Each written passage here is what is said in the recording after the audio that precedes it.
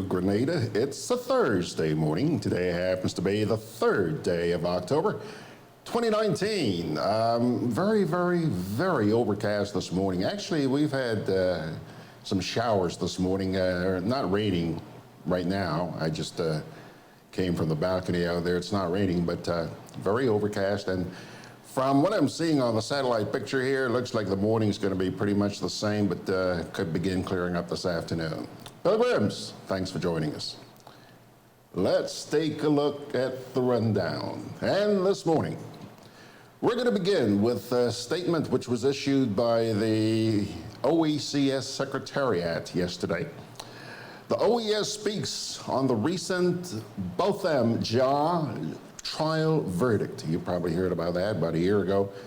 Young St. Lucian was shot and killed. Unarmed St. Lucian was shot and killed by a female police officer. Well, she went on trial and the verdict is in. We're going to share that with you in just a wee bit. And then another part of that particular presentation is going to be a short video where we show you that another young man by the name of Brandt Jean, that's the brother of the person who was killed, forgives and actually hugs the cop who killed his brother. Yeah, it's an emotional start to today's program, but I believe that it's something you really ought to see. We have the national report, and then along comes Mr. Baczynski. He's going to be all ponied up, I would imagine. Every Thursday morning he is. Keep an eye on, let's see what t-shirt he's wearing this morning. Our winner this morning, Hazel Ferguson. Second, Peter Bishop. Third, Anthea Rollo. Sherry Wilson's also saying good morning, and so is Rachel John. Kipling Francis, as always, sending God's blessings to you folks. And Benedict Cador, yes sirree. He's saying a thriving Thursday to you, Grenada. And our good friend Mags is joining us out there. Good to see you folks. Thank you very much for joining me for today's edition of Good Day Grenada. By the way, I forgot to say, my name is George Grant. Now, let's get down to brass tacks. This is a statement that was issued by the OECS on the recent Botham Jean trial. And I quote, "Roughly 1 year since our Caribbean community was shaken by devastating news of the untimely and seemingly senseless murder of St. Lucian national Botham Jean, the state of Texas has delivered some degree of justice to Botham's family.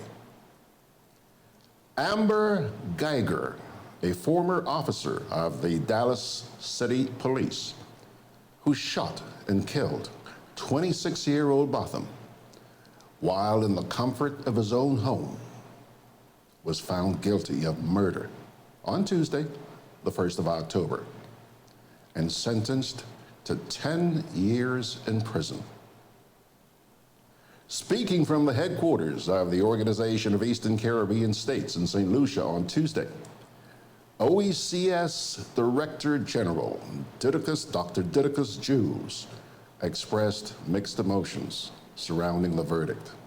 And let me quote here. He says, "The tragedy of Botham's death struck the core of our community, not only in St. Lucia, but throughout our region and in the diaspora." Dr. Jules commented that while we acknowledge the sliver of justice that was served today, we continue to mourn with Botham's family the loss of a promising son of our soil. In the immediate aftermath of the tragedy, Prime Minister of St. Vincent and the Grenadines and then Chairman of the OECS, the Honorable Ralph Gonzalez, called on the authorities in the state of Texas and elsewhere in the United States of America to work to ensure that justice prevails. Quote, "We wish to make it clear that our small size and perceived ranking in global affairs should not lead to false assumptions or conclusions about the strength of our resolve and determination in the fight for justice, unquote. The words of Prime Minister Ralph Gonsalves. The governments of the OECS and the region within the OECS and beyond continue to stand in firm solidarity with Botham Jean's family as they continue on their quest for healing and closure. All right, that's a statement issued yesterday by the OECS Secretariat. Now, I'd like you to take about 3.5 minutes of your time this morning to watch what happened in that courtroom after the verdict was read. A young man by the name of Brandt Jean, the brother of the victim I just told you about, through the court, addressed the cop who pulled the trigger and showed the world what true forgiveness is all about. Yeah, watch carefully. Now, I know that there are some of you watching right now whose hearts are so filled with hatred. You'll never be able to do what this youngster does at the end of this video. I urge you, please, watch and reconsider. I don't want to say twice or for the 100th time what you've or how much you've taken from us. I think you know that. But I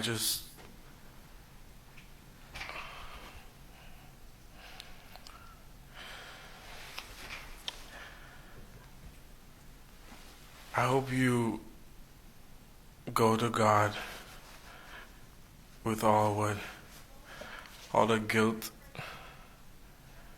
the bad things you may have done in the past. Each and every one of us may have done something that we're not supposed to do. If you truly are sorry, I know I can speak for myself. I forgive you. And I know if you go to God and ask Him, He will forgive you.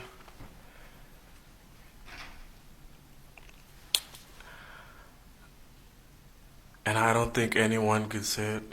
Again, I'm speaking for myself, not even bad for my family. But I love you just like anyone else. And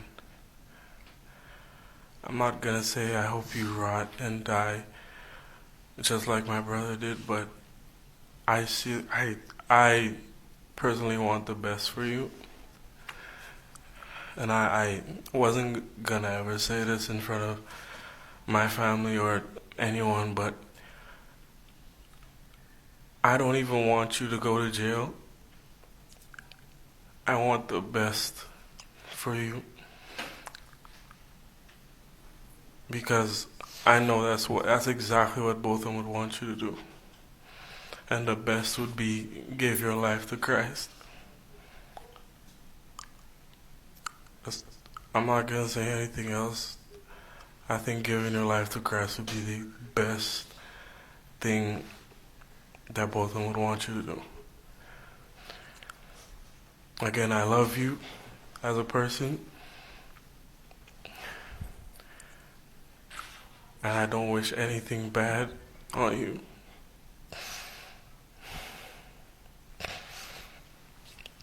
I don't know if this is possible, but can I give her a hug, please? Please?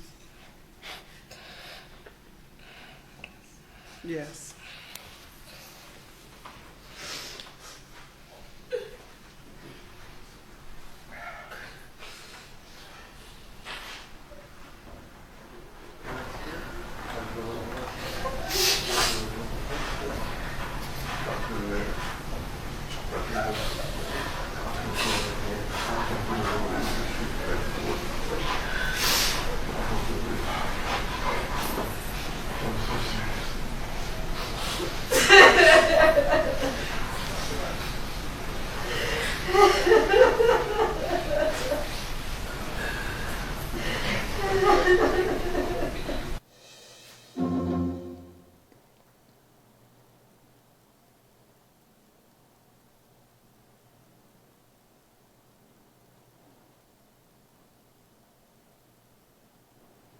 Tell me,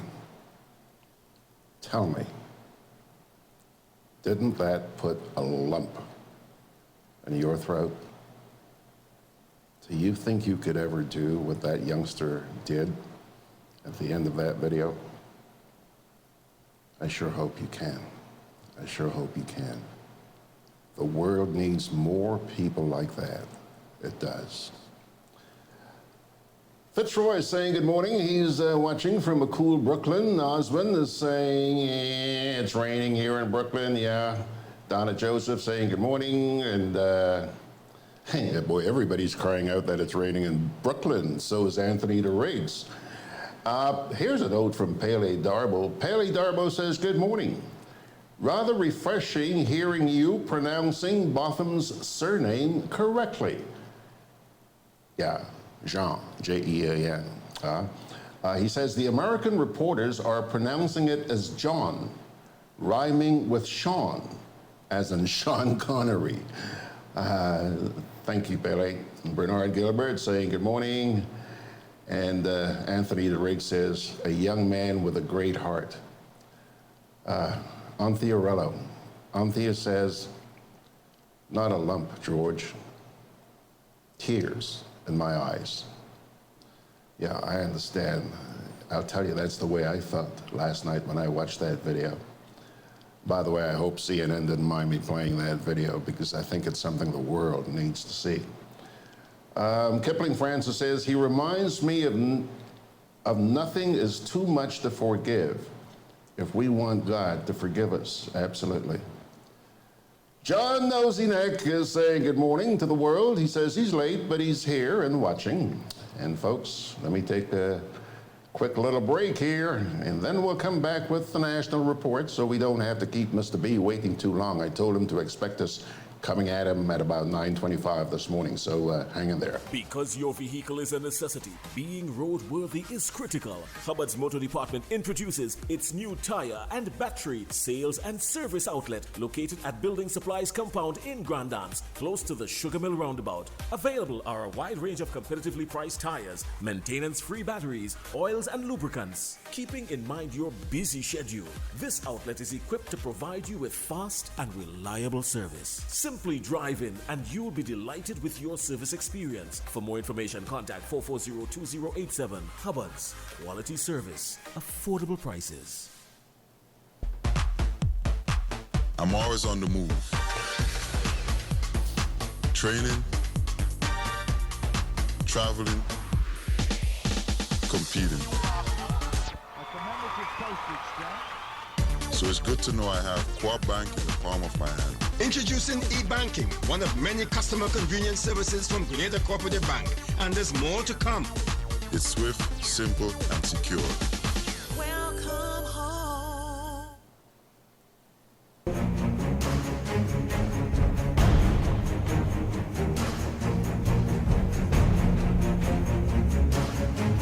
You don't know how many hurricanes will be coming this season, so you need to be prepared. At Hubbard's Hardware and Building Supply Departments and Food Fair Supermarkets, everything from canned foods, flashlights and batteries, to plywood, tarpaulin, lanterns, roof repair kits, water tanks, etc. are available.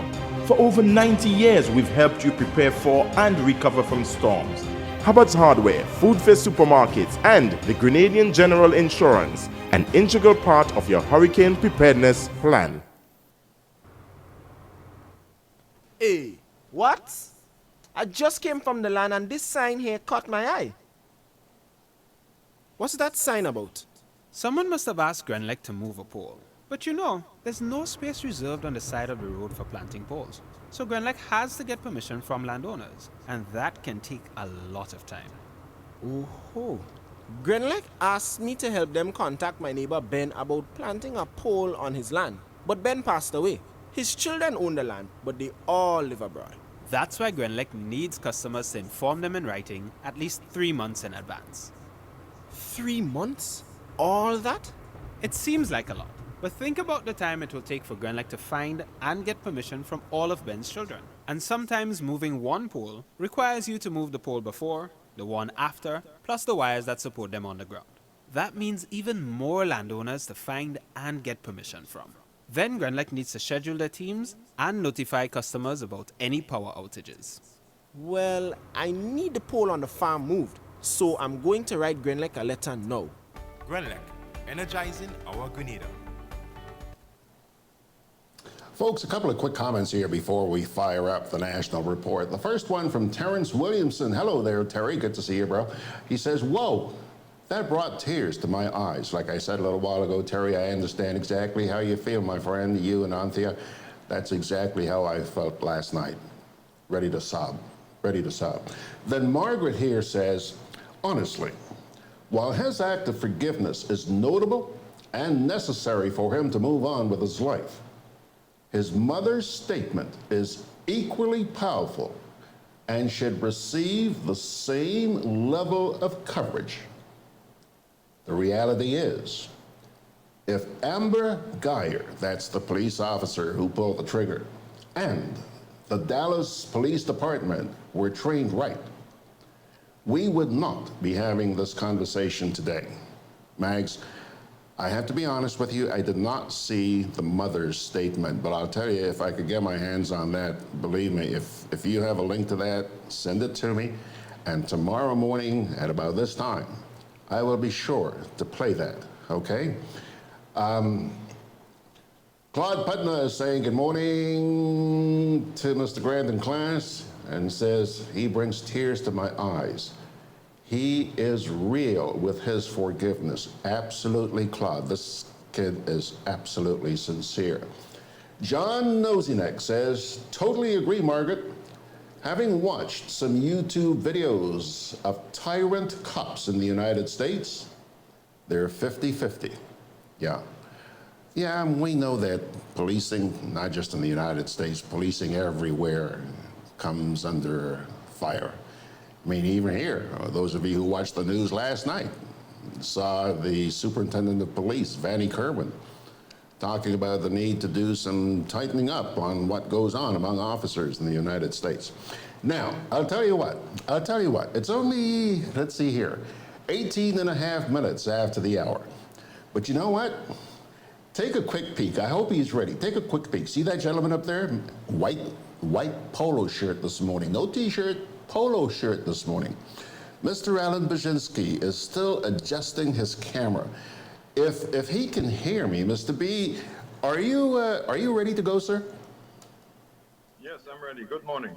Oh, okay. He's set to go. So I'll tell you what. We'll take on AB, and then we will bring you the national report towards the end of the program. So, Mr. B, sir, what's on thy sleeve this morning? Well, there is literally so much going on, one wonders where to start. But I thought about history and its lessons. One of the reasons that some writers have ascribed to the fall of the Roman Empire is government corruption and political instability. So I'm going to read this quickly. It said that ineffective and inconsistent leadership only magnifies the problem of the difficulty of governance. In particular, being the Roman emperor had always been a particularly dangerous job. But during the tumultuous 2nd and 3rd centuries in the Common Era, it nearly became a death sentence. Civil war thrust the empire into chaos, and more than 20 men took the throne in the span of only 75 years, usually after the murder of their predecessor. The Praetorian Guard, the emperor's personal bodyguards, assassinated and installed new sovereigns at will, and once even auctioned off the spot to the highest bidder. The political rot also extended to the Roman Senate, which failed to temper the excesses of the emperors due to its own widespread corruption and incompetence. As the situation worsened, civic pride waned, and many Romans lost trust in their leadership. Now, I want you to think carefully about two issues here. One is that the emperor's personal bodyguards, I presume when they realized that they were so trusted that nobody could rotate them out to take holiday, that they even auctioned off the spot to the highest bidder. Interesting, isn't it?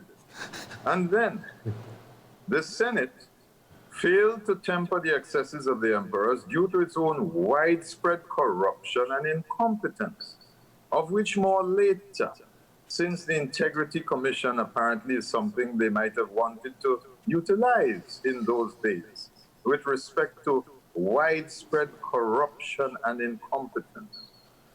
No, so that is one of the reasons suggested for the demise of the Roman Empire.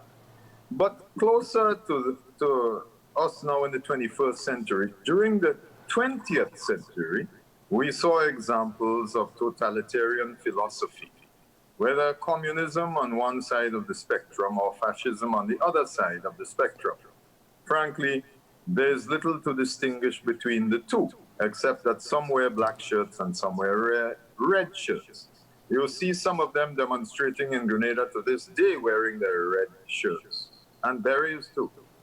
Now, fascism is a totalitarian philosophy that directly opposes democracy. It argues that the nation, as embodied in the state, is supreme. Fascists further argue that only one party can represent the whole nation and direct the state. Free elections, free speech, and free markets have to go. That's exactly what the fascists of the 20th century did. Those fascists ruthlessly suppressed the press, placing mass media under government supervision and control. 20th century fascists also extended state power to the economy. Private property was respected merely in form, but the truth is that industrialists, bankers, unions, and others acted in accord with government coordination and according to government plans. Many individuals got rich under fascism, but only with the approval and assistance of the state. Now that preamble brings us into the breaking news that on the 1st of October, the investigation into the Marketing and National Importing Board entered the... Well, I prefer inquiry, but I see that this one is spelled like the American version of it, inquiry. Anyway, according to this publication, release, or whatever it is that was sent to me, I don't know why people just start joking me, honestly. Anyhow, the investigations into the management and operation of the Marketing and National Importing Board entered the inquiry stage on October the 1st, 2019. Not surprisingly, the inquiry is being held in camera and involves the full commission, that is the Integrity Commission. Hold on. Maybe, when you say inquiry, when you say in camera, explain that you mean it's a private... Behind closed doors. Behind closed doors. Okay, yes, sir. I wonder why. Anyhow, the investigations involve the technical team. We don't know who they comprise, but they were gathering information through the collection of information, conduct of interviews conducted with current and past board members, farmers, government ministers, and past and present officials of the Ministry of Finance. Wonderful. And these investigations are being conducted pursuant to the Integrity in Public Life and Prevention of Corruption Acts. Now, I'm not certain if they are two separate acts or if it's a combined act, but no doubt we'll hear more about it. So, for the first time in Grenada's history, there was collaboration among the Integrity Commission, expertise from law enforcement agencies, and the public sector. You will recall that this inquiry was announced on the 7th of September 2018. So they've taken a long time. But what I find intriguing is the terms of reference. Frankly, when you look at the terms of reference, it would suggest to the casual observer that the specificity, I always have difficulty with these multisyllabic words, but I wouldn't put myself on the public stage such as going to a funeral in Jamaica in order to show that I can't pronounce words with a lot of syllables. However, can you imagine that included in the terms of reference, they wish to determine whether or not there was effective communication system between the CEO and the board, and between the board and the line minister. That immediately suggests to me that the persons who were appointed to the board had no idea what was going on. And frankly, I will call for all board fees paid to them during the period of the inquiry ought to be returned, because clearly they weren't doing the job that they were put there to do, unless it is that the job they were put to do was not to conduct oversight of the operations of the board.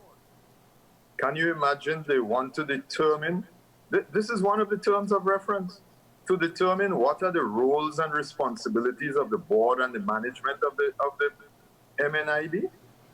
I mean, frankly, the mind boggles. Then they want to determine the circumstances under which stores and equipment of the public entity were acquired / disposed of by the board and its line minister. Really? It gets better. They want to inquire into the causes and circumstances of the fires at the offices of the MNIB River Road building location. Not the fire, the fires. Now tell me, I thought we had a Royal Grenada police force. If there was any suspicion that the fire was not accidental, that matter should have been investigated long ago. I don't know, frankly, whether or not we can conclude that during the preparatory stages for this inquiry, the Integrity Commission was not fully informed by one or more whistleblowers, which has determined the construct of this inquiry. Can you imagine one of the points to be inquired into is to determine whether there are conflicts of interest with respect to roles and responsibilities of all past and present accountable officers and management thereof, to determine whether or not audit exercises were conducted on an annual basis. No, you need an inquiry to tell you whether or not audits were done. Joke they're making. To determine the conduct of any person or entity falling under the purview of an Integrity Commission in relation to the MNIB, and to determine whether the conduct of such person or persons may be considered dishonest or conducive to corruption. This is remarkable, frankly. This is Grenada.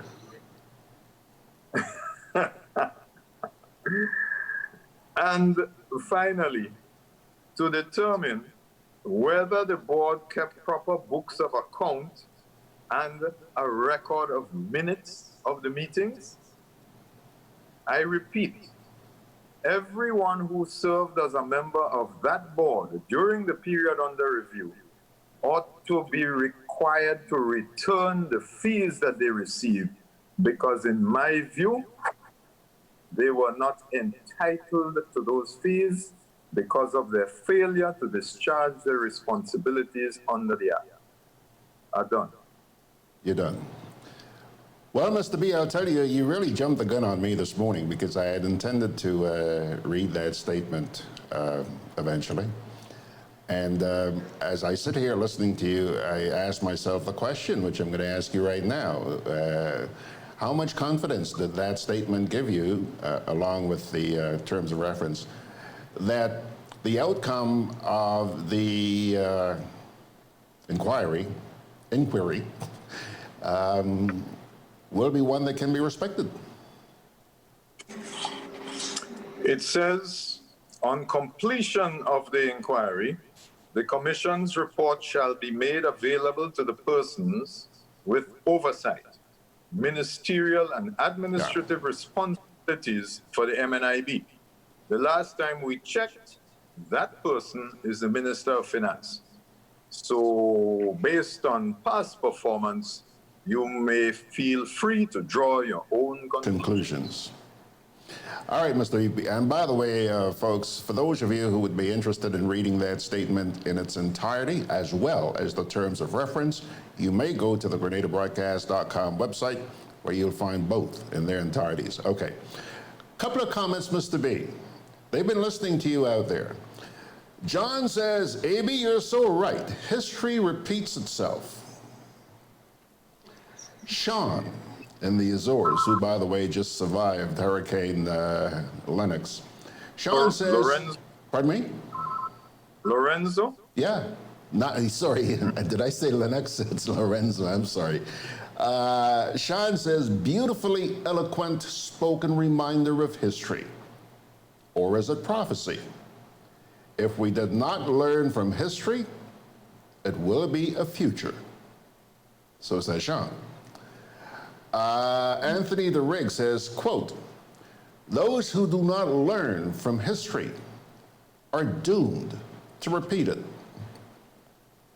John comes back here and says, A.B., it's just another showcase investigation to make people think it's being seriously looked into. That is, it's a joke. What say you, B, to these folks? I think I can agree with every one of those sentiments. Okay, so in other words, you're there was a calypso about all the world at the stage. It was Valentino, I think, and we are all just players. He was drawing originally from William Shakespeare. Mm-hmm. So essentially, A.B., the public concern about the validity of this investigation or inquiry it seems to me that people are just thinking of it in terms of a sham. There's no confidence out there. And well, I don't know. I think it's early days yet. They say that they're committed to expediting the inquiry stage in accordance with the principles of natural justice. And they say the report will be made available to the persons with oversight, ministerial and administrative responsibilities. So that is where the whole issue will be subject to public scrutiny or not. So I am not prepared to make a decision or to offer an opinion at this time, other than to refer to the track record of the individuals responsible for oversight, ministerial and administrative responsibilities for the MNIB. Okay, so track record or not, whether the public takes those into consideration, you're urging, and I agree with you, you're urging people to look, just don't jump to conclusions. Wait and see what comes out of this inquiry. Indeed. Indeed. John says, A.B., is that natural Grenadian justice? Anthea Rillo says, life is a stage and we are the actors. Yes, it was Tony who sang it. Okay, yeah. I'm corrected. All right. All right, A.B., so much for the inquiry into the Marketing and National Importing Board. A couple of other things. You notice I sent you a little list last night. I have a couple of things up my sleeve that I'm going to push up your sleeve this morning. And I'm sure you noticed on Facebook over the past couple of days that there's been a big Big celebration about the fact that the Prime Minister of Trinidad and Tobago, who was on a recent visit to New York, actually had the honor and privilege of ringing the bell to begin trading on Wall Street. You know what we're talking about? Yeah, I don't know what the big deal is. I have seen that anytime somebody, it could be in entertainment, a politician, a diplomat, frankly, it's neither here nor there to me. I don't see what's the big deal. So that's a non-issue as far as you're concerned? Yep. All right. Next. Yesterday, you may have heard, I think this was on the news. What are you laughing at? Yeah, go ahead. Yesterday, I may have heard. Yes, yesterday you may have heard, and last night seen on the news, that the rift between Member of Parliament Tobias Clement and the new National Party appears to be growing. I think that's the way one of the news stations here put it last night. Now, we have known for quite some time that this man seems to have been at odds. I mean, it's come out in Parliament on more than one occasion that he's at odds with his party. Two, are you taking his most recent actions seriously, like failing to show up at that meeting, was it yesterday or the day before? Are you taking those seriously? And what do you read into it? What actions did the Honorable Tobias Clement take? He was supposed to attend a constituency meeting. Yeah, well, if he didn't attend it, that means he took no action. Okay, he took no action, but I think it was Roland Bola last night who was saying that, shush me. Mr. Bola was saying last night that, you know, that would have been a very good opportunity for him to come forth and express his concerns, whatever they were, and he didn't take the opportunity, didn't use the opportunity.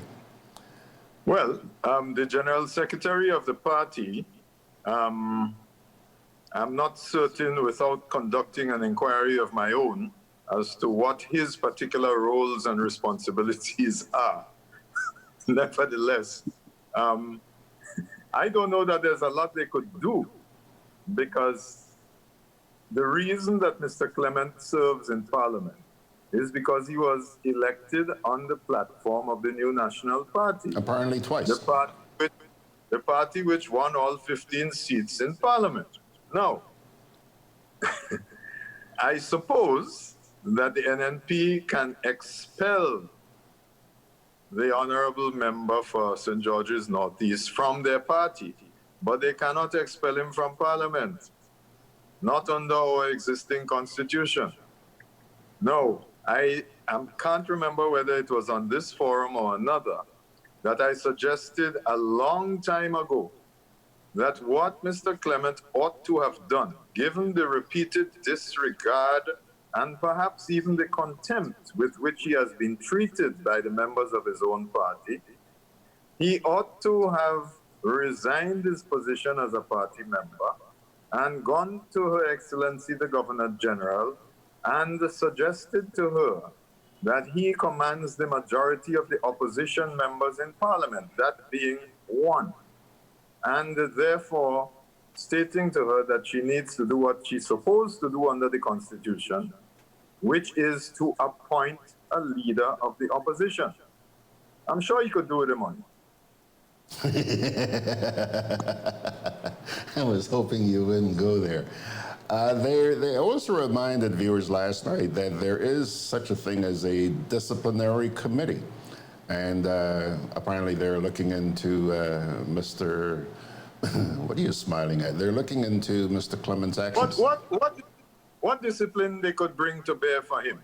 When you have a former party operative who has caused the state to expend hundreds of thousands of dollars in the 3 years that he ceased to be a member of the upper house, what kind of discipline you're talking about? John Nozinek says, read Tobias, as there is no recall, what can they do? He was elected, full stop. Essentially, correct. That's what you're saying. And the people who are responsible for electing him did not consider whether or not he could represent them They elected him because of the color of his shirt. Period. Period. You still done, Mr. B, or is there anything else you have up your sleeve? Well, we had some showers of rain for which I think we are all grateful. Yeah. Yeah, you know, up to the time I came in here this morning at about 5 to 9, still very overcast, and it looks like it's going to continue to be that way, but I think we're going to start having some clearing this afternoon. Very bleak looking out there. The truth is that these irregular rainfall patterns are not helping anybody. You may have heard recently that drought conditions are projected to affect us for the next several months. Some islands more than others. I'm not certain why that should be the case, but nevertheless, for people who are involved in agriculture, it's not good news. Yeah. Well, there's one bright light at the end of the tunnel, and the hurricane season has theoretically less than 2 months to go. Listen, don't put goat mouth on us, you know. October is not all over. It hasn't been that way for many years. So they say you go until the end of November now before it's officially over. But I am reminded that on November the 18th, 1999, we were hit by the Hurricane Lenny that was going the wrong direction. Well, you know, well, we were hit by a surge generated by Lenny. You know, AB, yes, I remember that surge very well. You know, at one time, people used to worry about the fact that, well, theoretically, the season ended November 30th, but we're seeing a continuance now into December and January. But not only that, like you mentioned, Lenny was an issue where something actually turned around. This year, we had a storm go sit in one spot, made himself very comfortable for about 40 hours. Now, Unprecedented. Pardon me? Unprecedented. Absolutely. And now we just had another storm start his routine trek across the Atlantic and decided, let me hang a right and go visit them guys in the Azores. You heard about that? Yeah. Yeah. So, it's very unusual. Very unusual, very hard to predict. But in the meantime, as we were discussing last week about climate change and global heating, because we stopped the warming, is heating now. But the people who have vested interests are prepared to ignore the science and continue to trot out foolishness. So leave them. Just before we go, Allan, a couple of comments that just came in here I want to share with you. Richard St. Bernard says, maybe he's not that smart, Amy, responding to your comments there about Tobias Clement. The member for St. George's Northeast. Yeah. Well, I wouldn't comment on his intellectual capacity. I mean, if you think about it, he managed to draw a ministerial salary without being a minister from 2013 to 2018. Well, you know something, John agrees with you because John just responded to Richard here by saying he's smart enough to still get paid. Okay, Allan, thank you so much, sir. Appreciate it. Another week, and we'll see you next week. Okay, bye now. All right. Mr. Allan Baczynski there with his usual Thursday morning visit. And folks, we are now about to take a little break, and then we'll get to your favorite, the National Report. That comes your way right after this.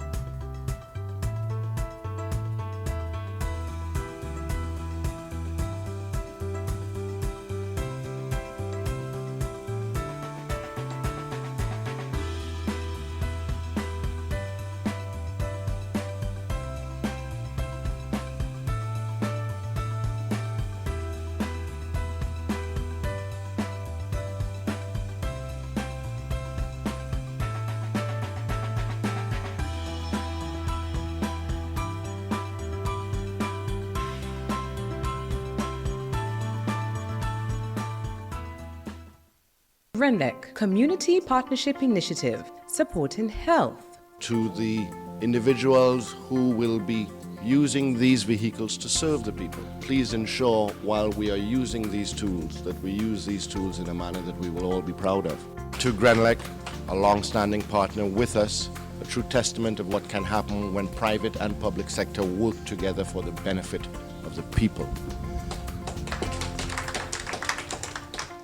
GRENADA, energizing our community. Juve chocolates, cocoa nibs, and cocoa balls from Diamond Estate Grenada are now available at Amazon.com, Amazon.ca, Amazon.co.uk, and GrenadaMarket.com. Try their sensational touch of nutmeg and a touch of ginger chocolates, 75% dark and rich, 100% pure cocoa, and their 60% dark and sweet chocolate bars today. Amazon Prime members enjoy free shipping on these orders in the USA, Canada, and Europe. GrenadaMarket.com. When you can't come to the island, the products of the island will come to you. Can I have a chicken lunch, please? Large. Real nice today. I don't want that. But you just asked for a chicken lunch. I don't have problem with the lunch. Afraid the container. What is the problem with it? These styrofoam containers, they don't good for the environment. They shorten with life. What foolishness you telling me? So what you want me to use? Put my food in this. Where you get that? At the food fair, where you could get all biodegradable food boxes and disposable food supplies like cups, plates, anything you could think about. Name it, it's there. And they don't harm the environment. Food fair, taking the lead in cleaning up and protecting the environment. Hey, like you take me advice, you get in your biodegradable food supplies. Well, girl, I supporting who's supporting the environment. That is why I shop in at food fair. Food fair, where you can fill your baskets without emptying your pockets. Products distributed by Hubbard's agency, Kirani James Boulevard.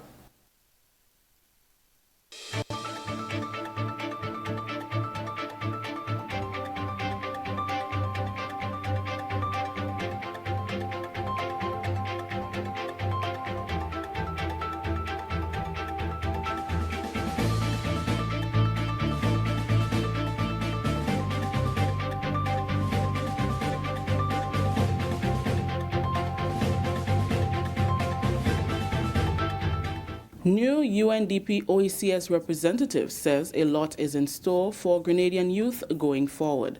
We'll have details to this story and more in the national report.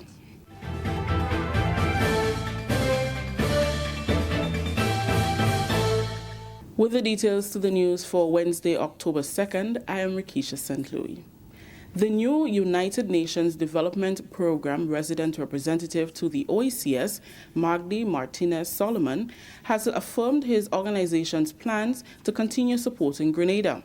On Tuesday, after presenting his credentials to Prime Minister Dr. the Right Honourable Keith Mitchell, he spoke with GIS about areas for possible collaboration. The UNDP, he says, is often referred to as the first responders in the Caribbean after disasters, as it is the organization within the UN that leads the support to governments on recovery. He spoke of plans for continued support for Grenada with specific emphasis on the youth. In Grenada specifically, we have been asked whether we can provide some support to the work the government is doing on youth. We will be looking into that with keen interest. And as everywhere else, we work on climate. We are strongly supportive of gender equality, which we will be presenting to the government this morning, together with my colleague from UN Women. And in general, we are an organization that advocates for the SDGs, the Sustainable Development Goals, which your country has espoused and which the government also supports very strongly. Mr. Solomon says the UNDP is prepared to work along with the government to find an exit strategy for youth who have completed vocational training and acquired specific skills to obtain job opportunities. The idea is to get together, get closer the end of the educational phase and the beginning of your professional career. Basically, that's what we will be trying to do. I know it's easier said than done, but it is about matching the kind of skills and knowledge that you acquire with the kind of jobs that the labor market is able to offer. And for that, what you need is to sharpen your knowledge about employment opportunities and then adapt the educational curricula to those opportunities. Say, for instance, in your profession, imagine that there would be a boom of news media in Grenada. Well, you would need to train people on camera job, on journalism, on reporting, and on the technical professions that surround the job of the journalists. Like that, it's just an example, but if you detect that there will be employment opportunities around a certain sector of activity, what you need is to adapt the training schemes so that people indeed are prepared to seize those, specifically seize those jobs that will then pop up. So that's the challenge that we have. The UNDP works with over 170 countries worldwide in an effort to help in the eradication of poverty. And Mr. Solomon says there are regional and individual interventions that are done where Grenada stands to benefit. In the UN, we're very strong on the one nation, one vote, so we tend to tailor to each country. The program in Grenada will, of course, have similarities with what we do in St. Kitts and Nevis, or what we do in St. Vincent and the Grenadines, or what we do in Barbados. But then there are specific considerations that will be only for Grenada, and that the Grenadian government will be the one to define. Emergency procedures at the Maurice Bishop International Airport were tested Wednesday with a simulation exercise. Dubbed Emergency Exercise Tango, the activity simulated a plane crash. Emergency Exercise Tango was executed in 3 phases. Phase 1 dealt with information, alert, and notification. Phase 2, response operations, and Phase 3, recovery. Wendy Francette-Williams, General Manager at the MBIA, during an interview with the GIS, says it's a safety exercise that is required every 2 years in keeping with guidelines established by the Civil Aviation Organization and the regional regulatory body. Usually that is the safety aspect of our operations, and it is mandatory that every 2 years the airport conduct a full-scale emergency drill in accordance to ICAO recommended standards and practices. So ECA, our regulatory body, is here, and they are the ones that will be making an assessment of the exercise, as well as we would have fulfilled our mandate, keeping that mandate of hosting full-scale emergency drill every 2 years. The simulation exercise was observed by representatives from the Eastern Caribbean Civil Aviation Authority. A report on the observations of the exercise, Mrs. Francette-Williams says, will be forthcoming. Usually after the drill, which we are going to have in a short while, there's a debrief, right, by ECA and our evaluators of the drill, and they will actually tell us some of their observations and recommendations to improve where they would have seen we need improvement in our operations in relation to a crash on our airport estate. The MBIA General Manager says overall she is very pleased with the execution by the various teams of the scenarios presented in the simulation exercise. I'm satisfied to a large extent that we achieved what we set out to achieve today. This is an audit of a full-scale emergency drill, and everybody, all the responding agencies, the RGPF, the medical response team, SGU, our response team on the ground, crash fire rescue services by the RGPF. All these agencies came together today to respond, and we have to practice. I mean, in case any emergency like this happens on our airport estate, we should be able to know how to respond. And that's why it's so important that we have these full-scale drills every 2 years. This is a national report. We'll have more news after the break.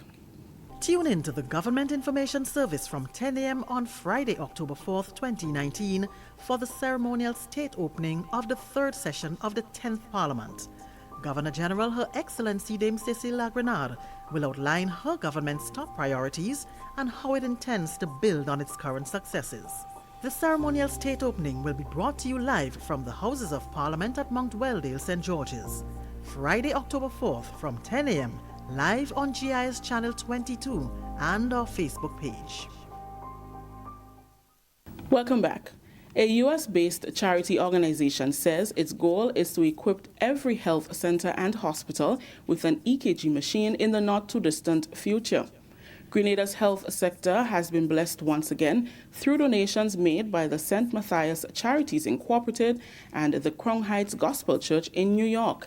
The teams on Tuesday handed over medical supplies and equipment to the Director of Hospital Services, the Coast Guard, and the Ministry of Social Development. The charity organization was established in 2012 and has since been making donations to Grenada and neighboring islands.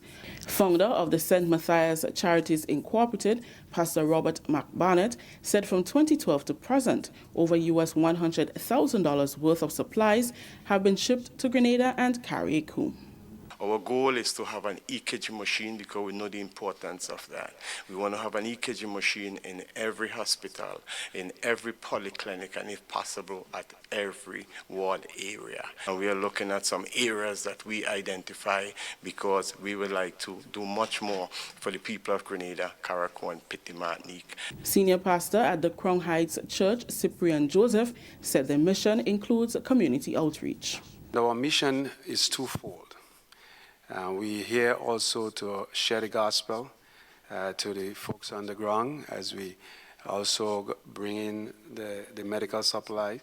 We also bring in school supplies and some food stuff items which we give out already in La Poterie and some of the areas. And from here we go into Carriacou and Petit Martinique. Some of the supplies were received by Dr. Carol McIntosh, Director of Hospital Services, who gave the assurance that they will be used to improve the standard of healthcare on the island. Saying thank you for all that is given to us, to the people of Grenada, Carriacou, and Petit Martinique, not only within the General Hospital and the hospital services and Richmond Home and the nursing home, but also to the Coast Guards and to the social development, because that tells us that it's not just for patients who are in-house, but for people across the board of Grenada, Carriacou, and Petit Martinique. And the items that are being donated will touch each and every person, both young as well as older.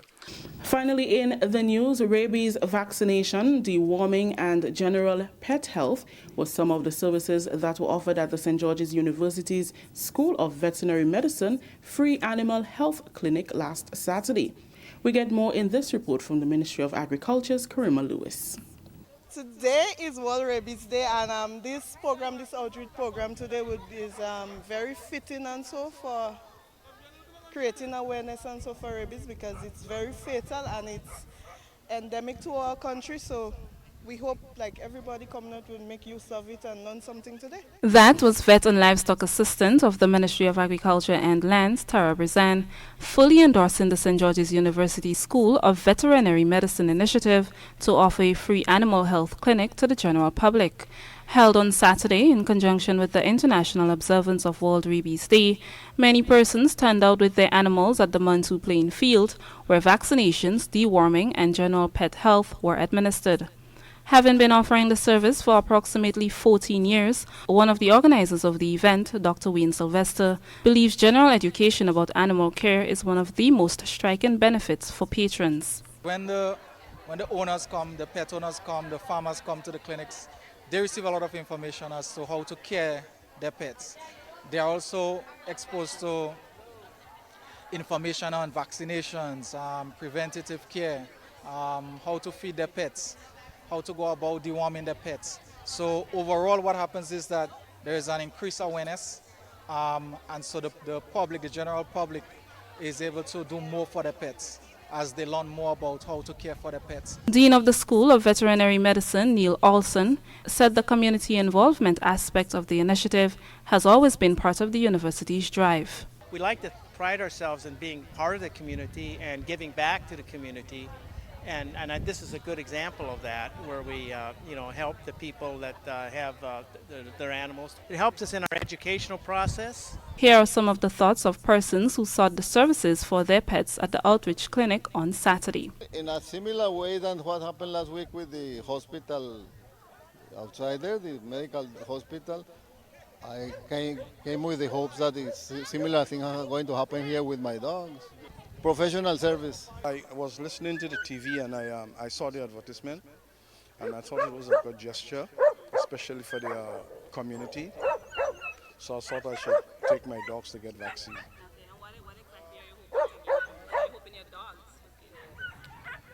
Well, to be healthier dogs, although they are very healthy, but I mean, I hope they will be healthier. It's a good thing for the community, because there are a lot of dogs that need to get checked on, and the people don't really have the finances to go around, supporting the animal like they should. So it's a good thing for the community. The next clinic is carried for the 16th of November at Tivoli Plainfield in St. Andrew. For the Ministry of Agriculture, I am Karima Lewis. Thank you, Karima. That story just ended the national report for today, Wednesday, October 2nd. Let's recap the top story. New UNDP OECS representative says a lot is in store for Grenadian youth going forward.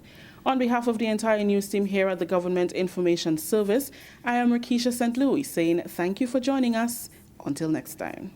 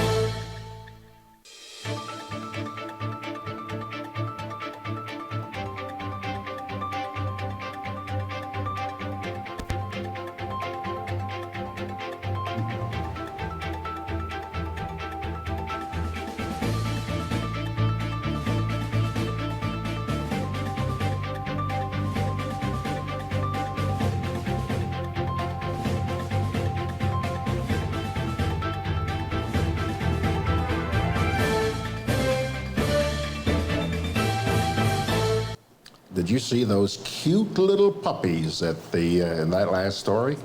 Love them, love them, love them. There's one comment in particular regarding the newscast this morning. I'm trying to make heads or tails out of this. John is suggesting that this emergency drill that was done at the airport this week, it should not be something that is planned per se. He's saying here, read the MBI exercise. They should have no notice. Ones as these will really show the downfalls. Organized ones are not a true reflection. You never give a week's notice when a plane is going to crash. You know, John, I was thinking during the newscast that I'm going to call the manager of the airport once I get off the air here this morning and ask them when the report is due from the observers, the people who were going to assess that drill.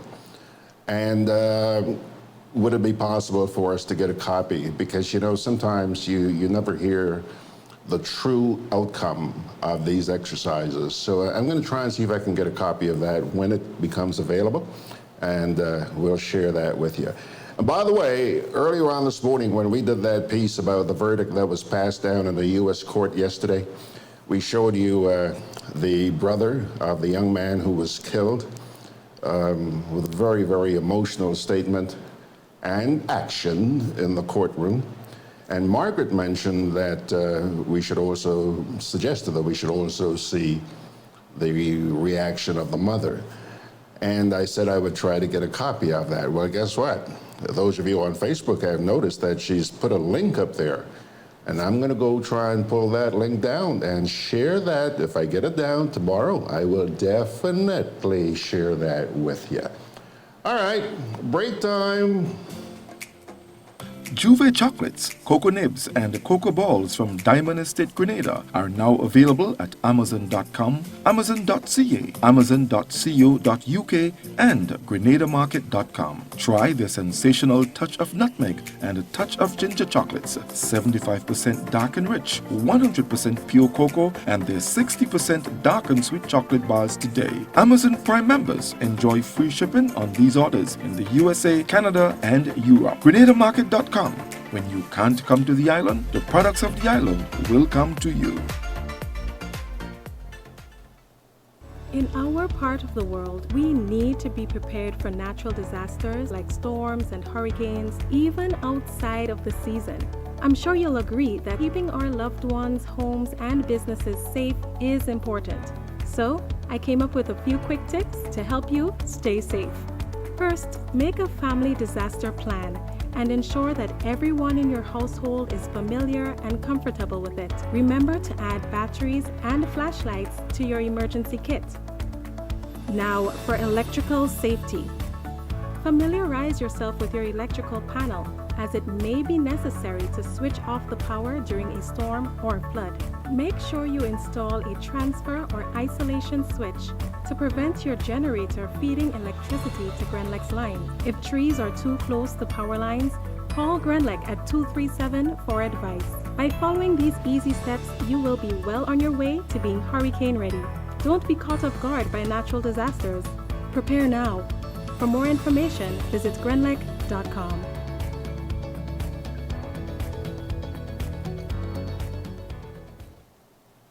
All right, regarding John's comment, John says he used to work with British Airways, by the way. He's now retired. But he says that we had no notice at Heathrow when these exercises were going to be done. And it showed the downfalls. That, John, is why I want to hear from the observers, the people who assessed this exercise, what they thought of it. Okay? All right. Now, latecomers, Anthony Howard, Godfrey Augustin, Jeannie Pascal, Henry Steele, you guys came just in time to hear some good advice. Our inspirational for the day comes to you from the book of Hebrews, Hebrews chapter 13, verses 1 to 6. Listen up. Keep on loving one another as brothers and sisters. Do not forget to show hospitality to strangers, for by doing so, some people have shown hospitality to angels without knowing it. Continue to remember those in prison as if you were together with them in prison, and those who are mistreated as if you yourselves were suffering. Marriage should be honored by all, and the marriage bed kept pure. For God will judge the adulterer and all the sexually immoral.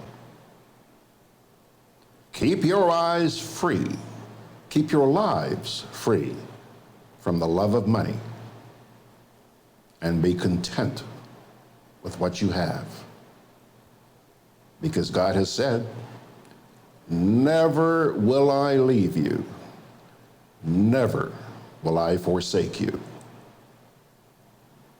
So we say with confidence, the Lord is my helper. I will not be afraid. What can mere mortals do to me?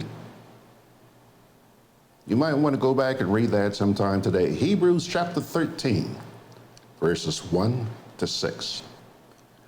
On that note, my dear friends, we're going to pull the curtain down on the Thursday edition of Good Day Grenada. Thank you so much, as always, for joining me.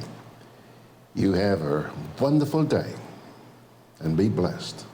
May God bless you. By His grace, let's do it all over tomorrow morning at 9.